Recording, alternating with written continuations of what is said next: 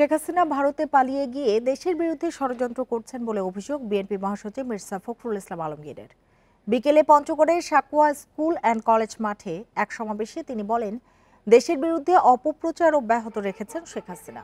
ফখরুল আরও বলেন, বাংলাদেশে হিন্দু সম্প্রদায়ের মানুষ সম্প্রীতির মধ্যে থাকলেও শেখ হাসিনা ও তার দোসররা হিন্দু নির্যাতনের অপপ্রচার চালাচ্ছে।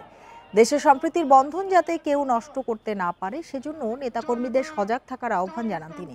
বলেন, আওয়ামী লীগের নেতাকর্মীরা গত 15 বছর ক্ষমতা দখলে রেখে অন্য রাজনৈতিক দলের উপর অত্যাচার করেছে। এ সময় বিভেদ ভুলে সবাইকে ঐক্যবদ্ধ হয়ে দেশ গড়ার আহ্বান জানান বিএনপির মহাসচিব।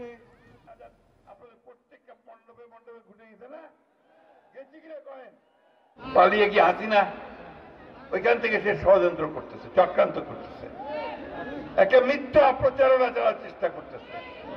এটা কি, ওই যে আমাদের ভাইরা বসে আছে এখানে, আমাদের হিন্দু ভাইরা, আমরা কি তাদের উপরে এই দেশে নাকি অত্যাচার হচ্ছে, অন্যায় যত করতে না পারে তার জন্য কি আমাদের সবসময় সতর্ক থাকতে হবে, আর এখন যেন দেশটিকে বিভক্ত করতে না পারে।